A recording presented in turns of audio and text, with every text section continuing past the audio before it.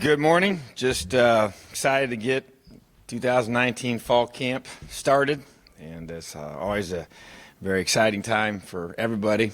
I know the players have worked extremely hard, and coaches have worked extremely hard these last several months, and going through spring ball and then going through our summer. So a lot of hard work has gone into building up to today, and just got done taking pictures, and always nice to get that one finished. And so obviously said quite a few things at Big Ten Media Days last week. So any questions you have, I'm glad to take them at this time.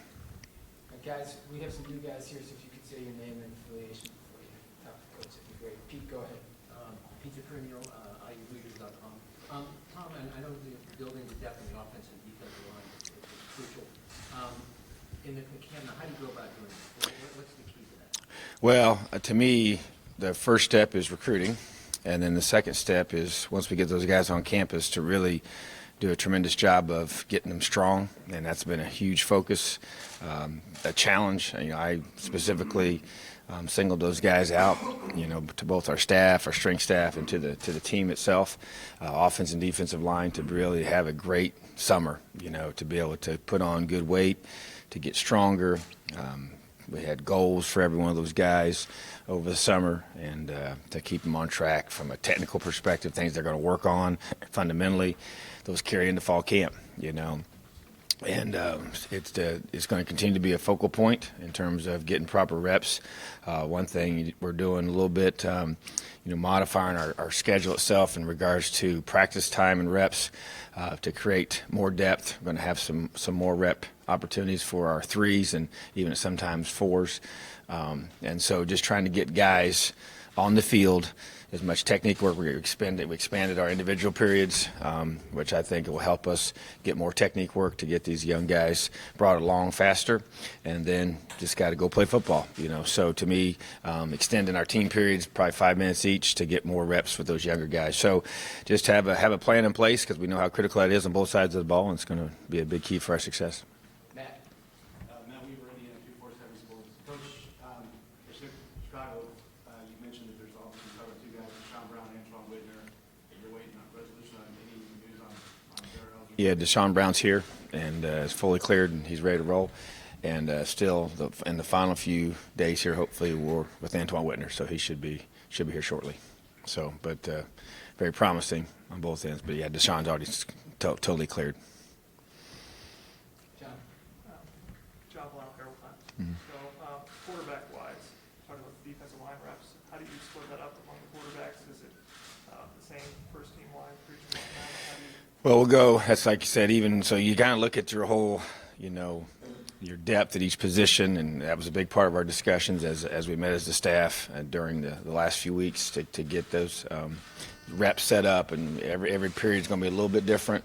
But yeah, you're going to have at least ones, twos, and threes going, and you'll have different guys taking reps with the different groups, and we'll just intermix those guys and give them a chance to be able, because obviously it's a little different when you're working with those different groups, So, but I think that all three will be rotated within those groups as well, initially for sure, and then as every day passes and the weeks pass, you get more and more zeroed in on kind of how you see it playing itself out. So, but it's very important, when we do special situations, to be able to get those guys in those opportunities where it's 2-minute periods or full team, or whether we're doing live goes, and the quarterbacks will never be full bore live in regards to being tackled during fall camp, but there'll be different tempos that we'll use for our teams, and it's important. And even blitz periods, be able to get to feel the pressure, check, be able to make the checks and adjustments, and whether it's a physical verbal adjustment or it's a sight adjustment with the route. So those are all important parts of the process of getting our quarterbacks ready.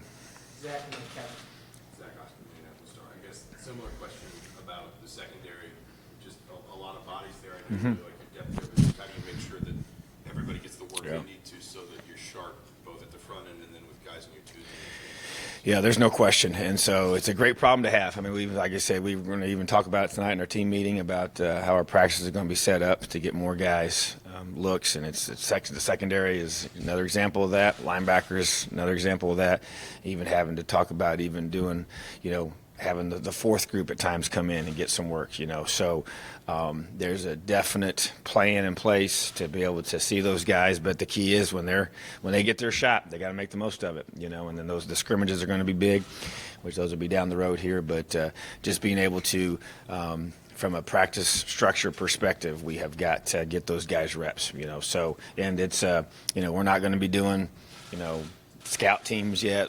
That's still weeks away. So to be able to get those guys against each other, you really have to do a great job of being very organized as a staff, and every rep's going to matter, and those guys know that, and I just think that it's just a result of having quality guys and quality depth, and that's part of it. So that's a good problem to have, but we definitely have to make some adjustments.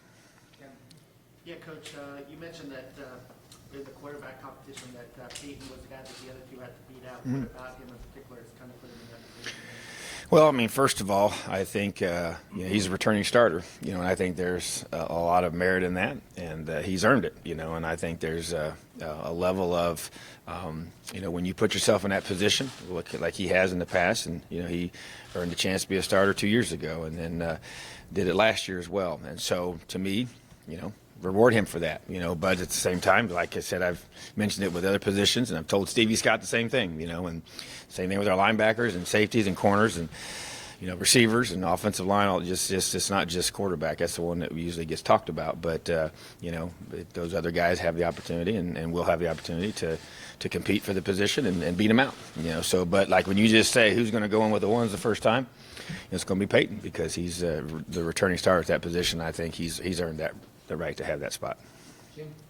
Jim Coyle, Indiana Sports Speak. You talk about making that determination of who starts at quarterback is the guy who can lead this team. What does that specifically look like for you? Yeah, it's a great question, and it gets asked a lot, and it's worthy of that. And I think that you just go through as a coach, and some of it is your gut feel, in terms of how you believe that guy can take your team down the field, and there's an execution piece to that to be able to distribute the football in both the run game and the pass game effectively.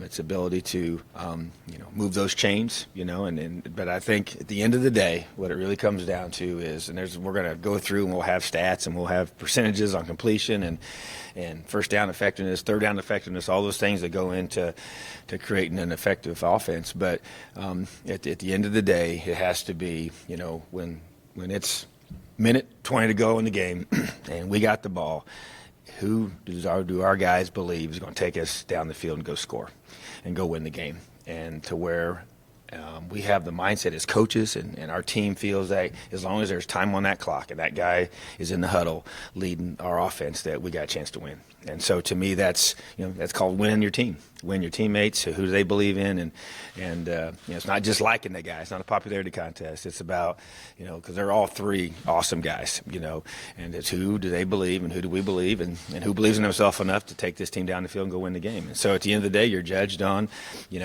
the scoreboard as a coach and as a player. That's how we get judged professionally, and that's how we get judged in performance. And so that's a big part of it. And so to me, that's what, that position, I think, and we would all agree that teams usually go as far as the talent of their quarterback, and the play of their quarterback. And that's protecting the football. That's part of it too. That's about being able to do a really, really good job of understanding the offense and understanding the various things that can happen and make adjustments, whether it's verbal adjustments and, things you do with the receivers and it's run game reads and being able to do a great job of commanding that room and having that leadership piece and just exuding that confidence in the guys around you. And that position to me, as I say about linebackers, it demands production. It demands leadership, and those two key components don't change, and so it's just another opportunity this year. We had a conversation a year ago about this position coming in, and here we are again with an opportunity to do that, and I think competition makes everybody better, okay, and it's human nature for that to be the case. And so I love, the opportunity we have. I love the number of guys in that room that have worked extremely hard, and you can say that for a lot of positions. And so we're going to have a very, very competitive fall camp that's going to, as we always say, iron sharpens iron. So we're going to sharpen each other each and every day and make each other better and get the product we want. Zach and then Aaron. I guess along that line too, how much, if at all, do you maybe lean on guys like more experienced guys in the offense in terms of getting feedback from them on just what they feel like works at that quarterback position. A guy like Coy, a guy like Nick, a guy like Donovan, do you kind of seek their input at any point? There's no question, just kind of, I don't say it's to sit there and, have a direct, hey, who do you think our quarterback should be? But you can tell, as you talk to them, and I think, yeah, that's part of, that's winning the team component, and those guys believing, even last night in the initial team meeting that you kind of get the, initial things, you want some thoughts going on in their head, and I challenge them about, your mindset that drives your expectations and your beliefs. And to me, okay, what's the mindset of that quarterback, and his, the way he plays, the way he practices, the way he, exudes that confidence to the guys around. Does he make the people around him better? And those guys will know that. They'll feel that, as players on the team and players on offense. And talking to the defense, hey, who do you, just like, what do you think about those different guys and how they throw the football and how they, look things off, and just, it's a whole big picture part. And I obviously have a perspective from a defensive angle oftentimes, and that's how I look at it. And so we just try to go through, and I think that it's a very holistic approach to try and find, because it's going to be I think it's going to be highly, highly competitive. I really do. I think there's a lot of good things there, and I'm anxious to see how it all plays out. Aaron, Coach Aaron made us from WDRB. In Chicago, you said one of the things you need this year is quarterback to elevate the rest of the team.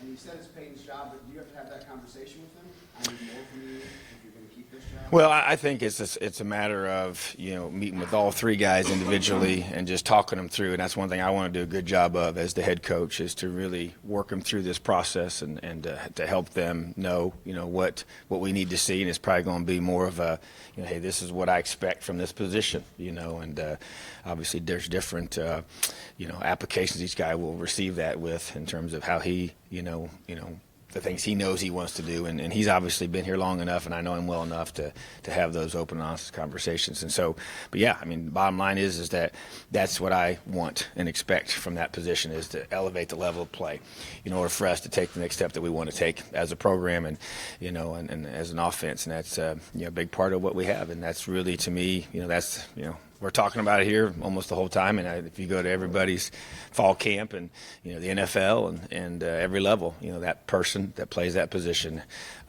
is really the key element to your team, and so that's why it's such a big deal. Tom and then Matt. Coach Tom Bruce, Sports Illustrated Maven. Oftentimes, that old football adage, when you have 2 or 3 quarterbacks, sometimes you don't have any, but it seems like you have a lot of confidence, at least for August 1st, in all 3 of those guys to be able to play well. Yeah, I think sometimes that often is said when you have guys that you're trying to play them all in a game, and I think that's where it gets a little bit difficult, when people try to, and and I think that's probably the case in terms of reps to a certain degree. So that definitely has to be something that we focus in on here as we move into fall camp. But to me, I've clearly stated that we're going to have one quarterback that's going to be leading our team, and that's where you say, the process to get to that one guy, I think that's what we're going through right now, and that's where we're evaluating. But that's why I say that, we got several guys at every position that are competing to play. It doesn't mean we don't have, good players there that are going to have an issue because you got multiple guys. I'm excited for having multiple guys, and so I've definitely been here enough times in situations where we didn't have a lot of guys, and I was very concerned, at this point in the season. So I just think that, that's why you recruit, and that's why you scour the country to find guys that come here and help us be a better football team. So to me, it's a matter of going through this process right now, and we'll take these next couple of weeks and figure it out. And then once we make that decision, that guy will be the person. But I will say, we've all seen, there's going to, things happen. Seasons are long. A lot of things go through this, and so guys got to be ready to go. And so no matter how it plays out for week 1, you got to be able to be ready when called upon. Matt.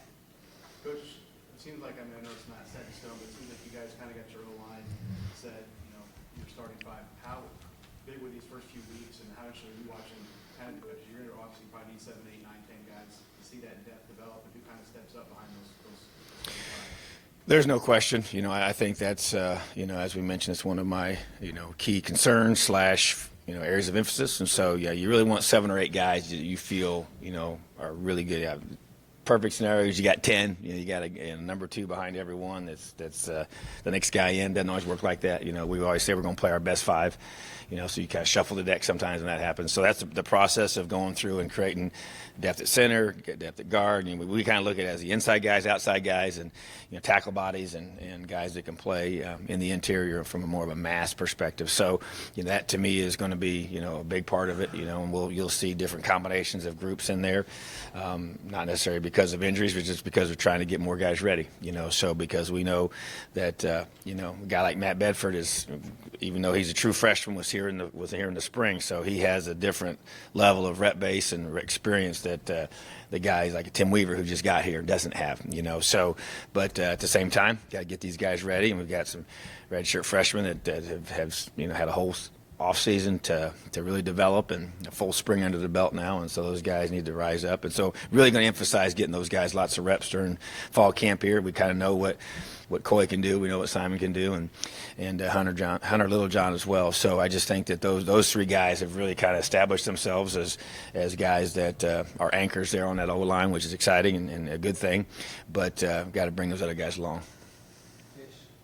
Coach, can you talk about the physical condition these guys are reporting on this year and what David Kalu has been able to do, and do they look different? Yeah, we go through and Dave's going to do a little presentation tonight to our whole team and just show where we came from, and it's been really neat to see, and I won't get too specific, but to be able to see us as a group, especially we had so many young guys last year, that played and just to kind of, if you kind of have a visual, I just kind of see a group of guys on there, and you have their weight, and then you have their strength numbers, and everything just kind of just shifted up. Everybody we have a whole group of guys now. We had a lot of guys, and we haven't really changed. There's not as many high-end guys. That's similar to what we've had, but the whole middle group here has just all shifted up. They're all stronger. They're more explosive, and I feel great about their condition right now. And I know our strength staff does an excellent job. And I actually was, I think, other than maybe being at the Big Ten Media Days, we gave our guys the 4th of July day and that weekend off. Other than that, they were here all June and July, and I was at every workout.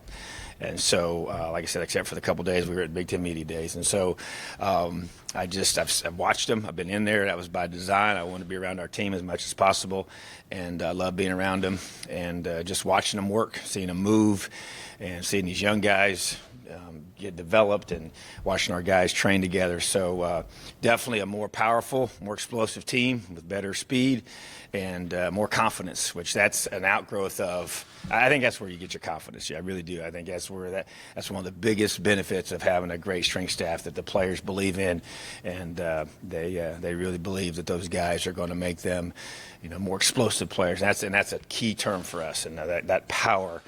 We've really gone away from the 1 rep max mentality. We've gone away from thinking about 40 times. It's miles per hour and speed in different ways, whether it's 10 yards, 20 yards, 30 yards, different segments of that. And then their power numbers, and which to me, that's football. And then we always talk about how does it transfer from the weight room to the field. And that's what I think our guys do as good as anybody in the country. And so, and that's created a different, a lot of emphasis on single leg things to create the change of direction, the explosive power in the game of football, finishing tackles, finishing blocks, and finishing runs, and all those things. So that to me is what I see. And so just a bigger, stronger. We're physically, we're heavier, and we went through all positions. And O-line, D-line was a really big emphasis for that. We're got more mass to us than we had a year ago on both sides of the ball. And that's important. So it's and it's still a process. We got a lot of young players. You go through and you look at our 2, their junior and senior class. They're not very big, and so you have a big chunk of our guys are in the freshman, sophomore, whether it's redshirt sophomore, redshirt freshman, and freshman is the majority of our team. So but that's just the way it is, and that's the 2 classes we've recruited as a staff here since I've been the head coach. And so, but excited about the mixture of the upperclassmen and the younger guys in the weight room. Kevin and Zach. Coach, how excited are you for Kane for having this opportunity, and what did you see in his growth and his readiness to kind of take over the defensive coordinator? It's kind of been a long time in the making.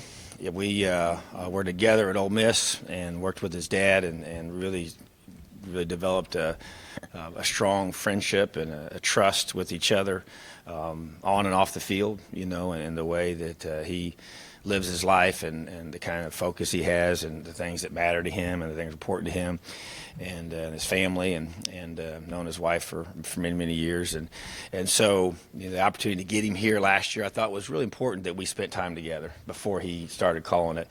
I just think that, I have my own personality on things that we do defensively, which was different from the way, we might have done it when we worked together, at Ole Miss. And so he went off and became a coordinator and at Eastern Illinois he literally left us as a GA and went straight to become a coordinator, which does not happen very often. And then he was the youngest Division I coordinator in the country at South Alabama, playing in the Sun Belt, which is the conference that I coached in at Arkansas State, before we went to Ole Miss. And so, there's a lot of really good players in that league and good coaches in that league, and it's really good football. So to be able to move to that position, and as we've talked about in the past, his ability to change that culture there and both places, Eastern Illinois and South Alabama, defensively and create a standard on that side of the ball.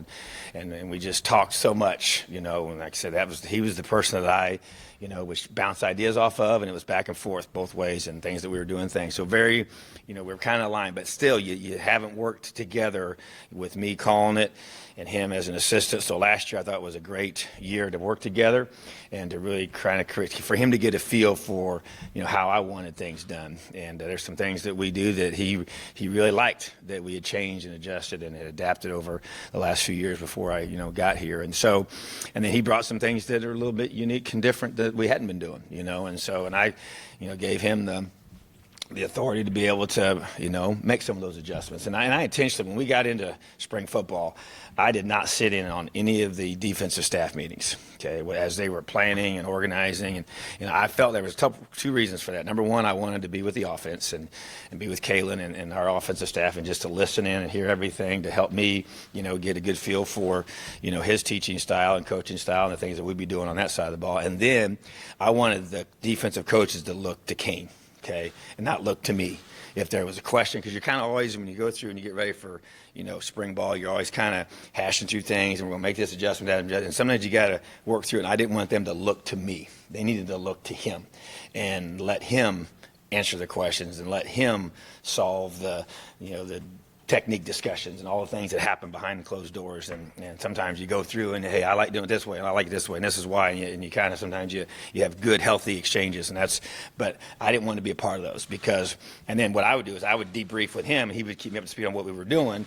And then once I felt like that he had kind of established himself as the new leader of the defense, then I'd come back in there and sit in. And then I've sat in quite a bit since that time. And so, but I just feel like that was necessary in the process of helping him, because it's always, when you come in brand new, it's one thing, but when you come in, and I've done it, I've done both, where you're an assistant, you get elevated, or you become a guy that's coming in brand new. And I just think when you're an assistant that gets elevated, there's a transition time for them to look to you in a new role of being the leader of the defense, and even with the players and all the things that he did. So I just kind of let him take it and put his stamp on it. And so that to me is why it's created confidence for a lot of different areas. And I trust him, and I believe in him, and I think that he's going to do a great job. Excuse me, next to the guy you brought to Big Ten Media Day, and obviously he's probably not always had the career that he wanted, and injuries and things like that. He's been through more than the average football player. Just what do you think that's kind of contributed to making the player and person he is today, and just how important is he in that offense as a leader, as a fifth-year player? Yeah, first of all, I think that, and we've done a big study on the word grit. It's our one word for 2019, and the timing of it is probably perfect. Whereas a program and everything that we've been fighting to do, but one big component of grit is you have to overcome adversity. You have to learn to fight through tough times, and so we look for that in recruits. Say, what's that look like? And well, whether it's a home situation or an injury or whatever happens, and if you don't have those, it's hard to, learn the same lessons in life. And we all have experienced it. That tough times cause us to really dig deep, reflect, decide what really matters to us, and we got to really push through. And when you tear your ACL, that the process of recovery from an ACL injury is a long, difficult process. And I've often seen guys get broken by it, or they come back better than they ever were before. And so I just think that he's a fifth-year guy. He's been around here a long time. He's seen a lot of things. He's been some highs, been some disappointments, been some frustrations. You work your tail off all year long, and then the opening play of the first game of the season, you get hurt, and then you're out for a whole year, and I think those are hard things, but to see how he responded to that, it's a powerful thing. It is. And that's how, and I believe that grit can be developed. Yeah, there's certain qualities that people have that are more inclined to be that way. But I think that's what he's experienced, and the perseverance and just noticing him, he as a senior, and we have several seniors that are this same way, is that they've been here enough. They've been so close. They've been right there on that verge that they're like, I'm going to make sure it changes on my watch, that this is my last chance to be a part of this program, and I'm going to make sure that it's right. I'm not going to sit back, and I made a really strong push this spring with our leadership guys, and I was definitely targeting Nick in this because he's an awesome individual, but he's a little quiet. And we've had some really good players here recently that are great young men and they're good players, but they were too quiet. We need, and I made the statement that leading by example is not leadership. It does not get the job done. I said, how would you guys feel if I never spoke and I tried to lead this football team? How would that work? Well, it wouldn't. It's obvious. Okay, you have to speak to lead. Okay, now, because I told him, I said, leading by example is just doing your job. And when I made that statement, several of those guys were like, Coach, I never thought of it like that before. And I even used some examples of some previous players that, man, I love these guys, and they did all these great things, but they never talked. And they didn't want to confront. They didn't want to say anything to their teammates. And so, when things weren't the way they needed to be. And then you have regrets about, I get to the end of the year and we're right there again. And so I just feel like he's one of those guys, and that he's like, Coach, that resonated with him, and he kind of got it, and so he's been way more verbal, and I don't think he would probably rather not be. I think he would rather just be a little more quiet, do my thing, and be great over here. And he works his tail off, and he's poised and positioned to have a great season, and that's what we expect. But I think he's been challenged to bring guys with him, and that's a big part. Not just take care of me, but also lead, not just by example. Okay, that's great, that's awesome, but that's just doing your job. If you're going to truly be a leader on this football team, you've got to step up. You got to confront your teammates. You got to encourage your teammates. You got to be in such great shape that when we're busting our tail, I got to be able to communicate when I am fatigued and tired, which is what happens in a football game.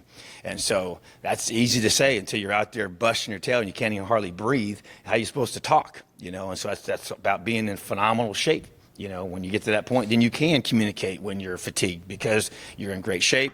So you're not just taking care of yourself. You're also encouraging, challenging, bring guys along with you, and whatever they might need. They might need a butt chewing. They might need encouragement. They might need a hug. They might need a kick in the tail. Whatever they need, we need seniors to own that. And that, to me, is kind of defines what he's become. And it's got to continue. I want to see it through fall camp, and I want him to be able to keep growing because I think he's a guy that has the physical talent to be a special player. He's long, he can run, and I want to see him just go attack that football, and then attack the leadership piece in the locker room, on the field, after practice, before practice, all the little things you really do. So that, to me, is what I see from Nick, and that's how I've challenged him, and that's how we've talked behind the scenes, and he's responded. So that's where I just feel like that I've seen that more and more out of this group than I have anybody, any groups we've had since, and I think there's a lot of reasons for it. But, I just think that I'm really excited about, the next step for him as he takes on a leadership role. Tom, and then we'll wrap up with John. Coach, now that you've been a head coach for a few years, have you gotten to more of a comfort level in regards to like when to defer to coordinators and when to step in with meetings or on the field and that? Is that role more comfortable for you now?